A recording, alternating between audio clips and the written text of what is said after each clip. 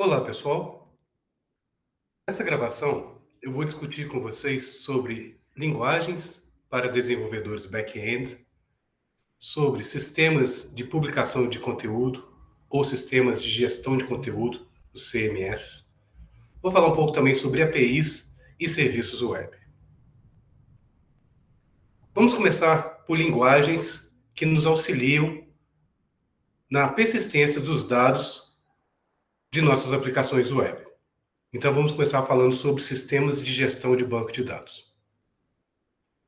Quem trabalha com desenvolvimento back-end e trabalha com integração de aplicações com banco de dados, normalmente utiliza, em especial para bancos de dados relacionais, um modelo famoso desde a década de 70, conhecido como modelo entidade-relacionamento, onde você identifica as entidades pertencentes ao seu domínio e relaciona essas entidades a partir de associações do tipo um para muitos, muitos para muitos, e assim sucessivamente. Para um sistema de albergue, por exemplo, nós poderíamos ter as entidades albergue, quartos, tipo do quarto, reserva, e assim sucessivamente. Esses modelos relacionais, cujo design e análise você pode fazer utilizando um diagrama ou um modelo entidade-relacionamento, eles são úteis para os que nós conhecemos de bancos de dados relacionais SQL, de Structured Query Language, linguagem de consulta estruturada. Dessa forma, desenvolvedores web, especificamente desenvolvedores back-ends, precisam aprender a trabalhar e a manipular, fazer gestão de bancos de dados relacionais. Mais especificamente, esses desenvolvedores web que trabalham em back-ends e que precisam de entender de banco de dados, precisam entender de uma linguagem particular chamada SQL. SQL nada mais é do que uma linguagem muito popular que permite você criar esquemas de banco de dados e também recuperar informação a partir desses esquemas. Existem diversos sistemas gerenciadores de banco de dados relacionais no mercado. Alguns gratuitos, outros pagos, mas existe várias possibilidades de escolha quando o assunto é sobre banco de dados relacionais. Nós temos, por exemplo, MySQL, o MariaDB, o IBM DB2, Oracle, PostgreSQL e diversos outros bancos de dados relacionais. Apenas por curiosidade, existem duas formas de pronunciar SQL em inglês. Ou é SQL ou SQL. Normalmente as duas formas são usadas na prática, no dia a dia, caso você esteja comunicando com alguém usando os termos em inglês. Uma característica de bancos de dados SQL é que eles possuem um esquema, uma estrutura bem definida, que é conhecido como esquema de dados. Entretanto, os bancos de dados relacionais ou os sistemas gerenciadores de bancos de dados relacionais não são as únicas alternativas no mercado quando trabalhamos com desenvolvimento web. Nos últimos anos, mais e mais exemplos de aplicações com bancos de dados não estruturados, os chamados NoSQL Database, estão sendo reportados na indústria e também na academia. Então, o NoSQL Database é uma outra importante categoria de banco de dados que você deve estar familiarizado. A grande característica de NoSQL Database é justamente você não ter uma estrutura padrão que é definida para todos os registros de determinada entidade que você está representando no seu banco de dados. Uma das grandes vantagens de bancos de dados NoSQL não estruturados, onde, diremos assim, as suas entidades elas não necessariamente têm um padrão único, as instâncias podem ter formatos distintos. Uma das grandes vantagens desse tipo de banco de dados é que eles são muito mais fáceis, muito mais rápidos quando comparados e eficientes quando comparados com bancos de dados tradicionais relacionais baseados em SQL. Basicamente pela essa questão do overhead de metadados necessário para bancos de dados relacionais, que não é necessário em bancos de dados baseados em documentos, como é o caso de banco de dados NoSQL. Então, basicamente, essas são as linguagens básicas e os paradigmas, digamos assim, básicos para banco de dados necessários como entendimento para desenvolvedores web back-end. Mas Além de banco de dados, os desenvolvedores web back-end trabalham com linguagens de programação específicas para desenvolvimento de aplicações web back-ends, bibliotecas e frameworks. Então, além de banco de dados, nós precisamos de uma linguagem e de um framework.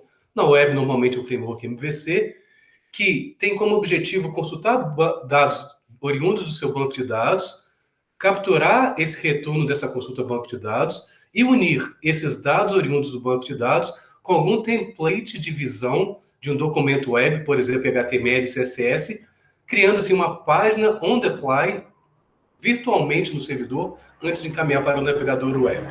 É o que a gente chama de linguagem de programação dinâmica, que quer dizer que os seus documentos web serão gerados dinamicamente a partir da junção de dados oriundos do banco de dados com algum template de visão em HTML e CSS, por exemplo.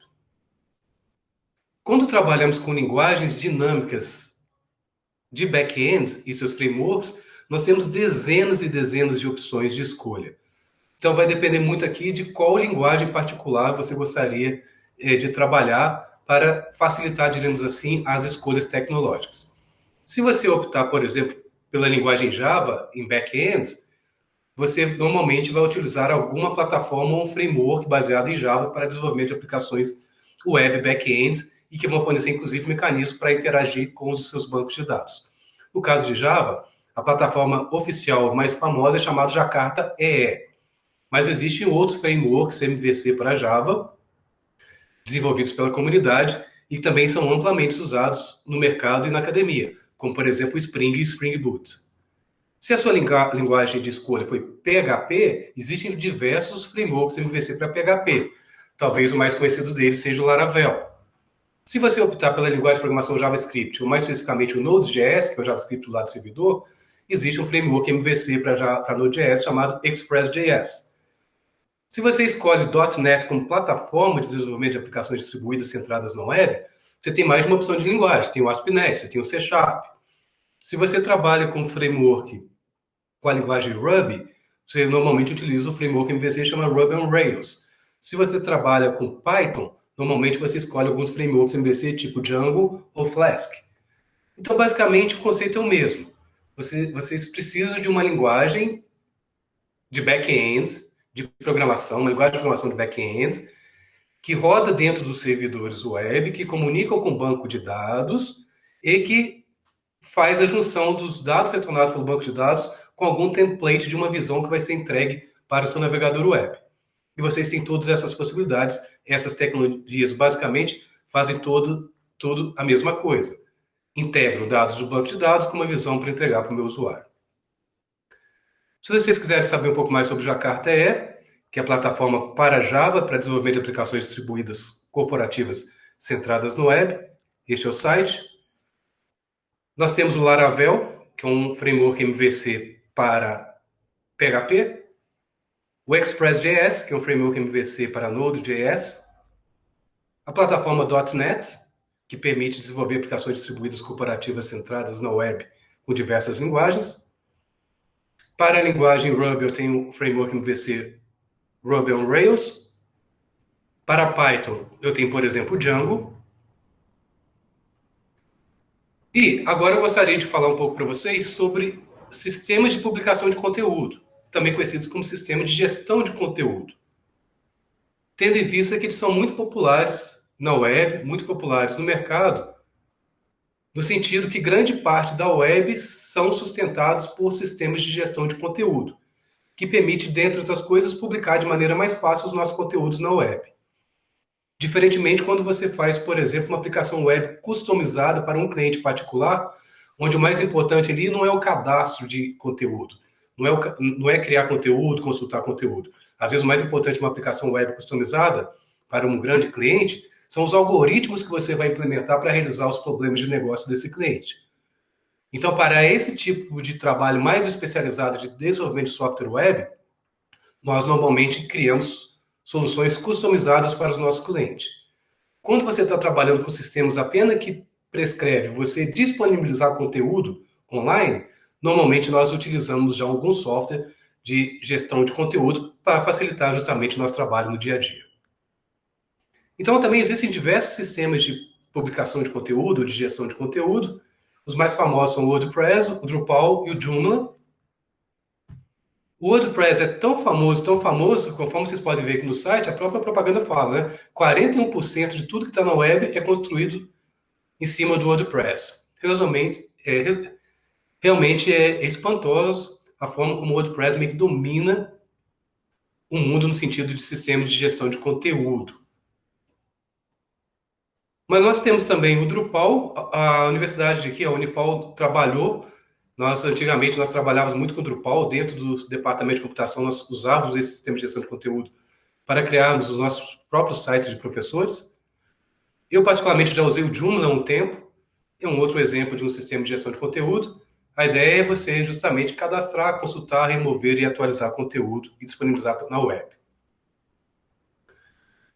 Quando eu falei para vocês dos frameworks MVC para desenvolvedores back-end, eu comentei que normalmente esses frameworks eles fazem uma consulta no banco de dados, obtêm o conteúdo e junta esse conteúdo com algum template de uma página web em HTML e CSS, que é gerado dinamicamente antes de mandar para o navegador.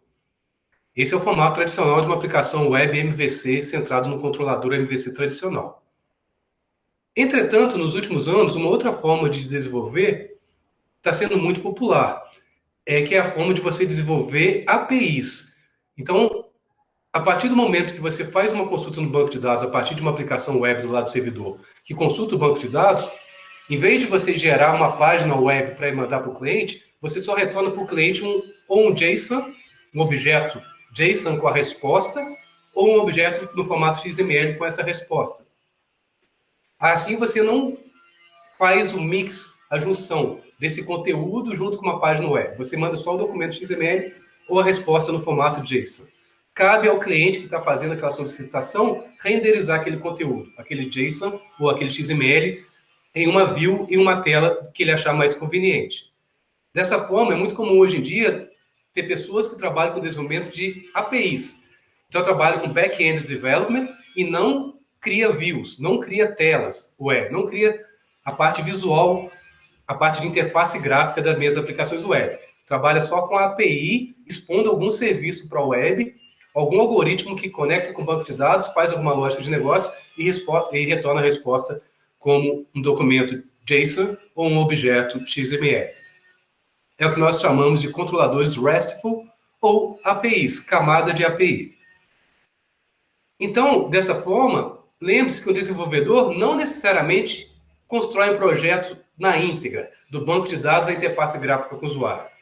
É muito comum hoje em dia pessoas que trabalham desenvolvendo apenas APIs e serviços no back-end, sem desenvolvimento de interface gráfica com o usuário, retornando apenas objetos JSON ou objetos XML como resposta a uma requisição HTTP.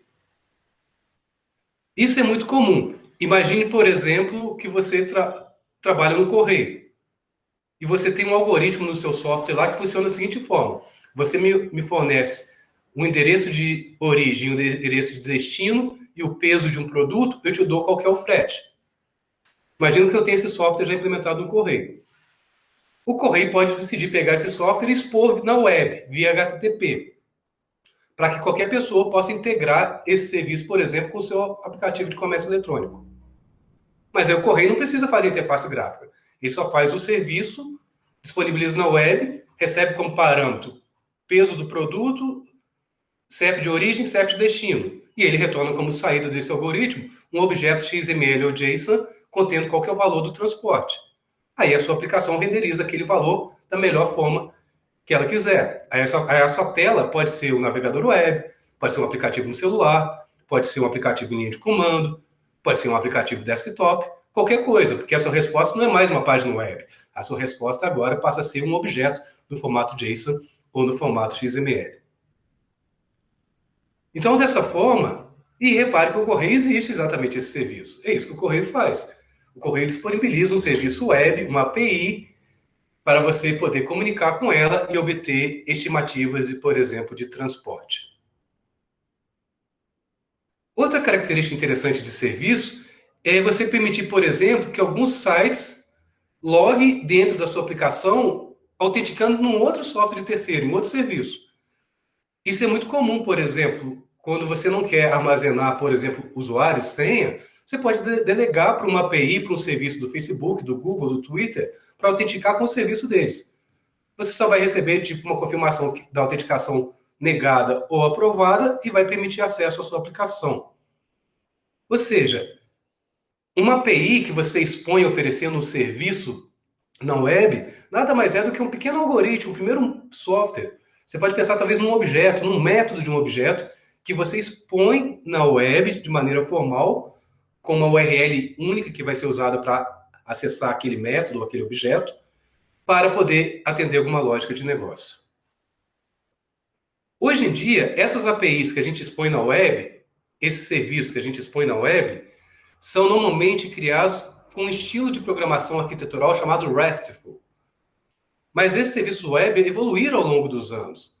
No começo, nós fazíamos utilizando como protocolo de transporte HTTP envelopes WSDL, SOAP. Hoje em dia, a tendência atual de estilo arquitetural para aplicações distribuídas de web service é chamado RESTful. Então, o que é o RESTful? É um estilo de programação arquitetural que reutiliza os métodos do protocolo HTTP para o transporte de informações entre as aplicações. Então, os métodos GET, POST, PUT, DELETE, que você tem tradicional já no protocolo HTTP, eles são utilizados como mecanismo de transporte e de comunicação entre os entes da minha computação distribuída. Quando você faz uma requisição GET, por exemplo, para um serviço web, para um RESTful, ele retorna, conforme eu disse várias vezes para vocês, uma resposta. Essa resposta não é uma view, não é um HTML, não é uma página. A resposta é uma string no formato de um objeto JSON ou no formato XML. O JSON é mais usado porque ele é mais compactado, ele tem menos overheads. Então, o JSON nada mais é do que JavaScript Object Notation, é um formato baseado em texto que é facilmente convertido para objetos e vice-versa. Então, aquele objeto no formato texto em JSON, você pode instanciar ele em memória como sendo um objeto e vice-versa. Falando um pouco mais dessa questão de reutilizar serviços de APIs, eu posso ter um protótipo aqui da minha Blue Velvet Music Store. Observe que eu posso autenticar com o usuário e senha, ou posso fazer o login com o Twitter, com o Facebook, né? Ou com alguma outra rede social, basicamente reutilizando a questão de autenticação a partir desse serviço de terceiros. Não tem como. Vocês, como desenvolvedores web back-ends, como desenvolvedores web full stack e até como desenvolvedores web front-end, vão precisar entender de RESTful. Se você for front-end, por exemplo, você vai precisar aprender a consumir RESTful, fazer requisições RESTful, obter a resposta e renderizar no front-end. E os desenvolvedores back-end vão criar suas próprias APIs e serviços web. Dessa forma, aprender a trabalhar com APIs e serviços é uma habilidade crítica para os desenvolvedores. O quanto você precisa aprender vai depender do tipo de desenvolvedor que você quer ser, se é um back-end, full stack ou front-end developer. Vocês vão ouvir nos últimos anos também escutar muito sobre o OAuth. O OAuth nada mais é do que um protocolo padrão da indústria que permite a autorização entre dois entes que se comunicam via uma computação distribuída. Então, esse protocolo, ele assegura que uma requisição ela é oriunda de uma fonte que é autorizada para aquela requisição. O OAuth age como intermediário, de maneira que as requisições podem ser gerenciadas de maneira segura, sem ter que ficar constantemente compartilhando senha entre dois sistemas distintos. É por isso que você consegue, por exemplo, configurar que o WordPress faça um post em seu nome dentro do Twitter, porque você está usando um mecanismo tipo OAuth. Uma vez que você autorizou a sua conta do WordPress a postar no Twitter, esses dois serviços passam a trabalhar em conjunto, compartilhando um token secreto e torna, dessa forma, a comunicação entre eles mais fácil.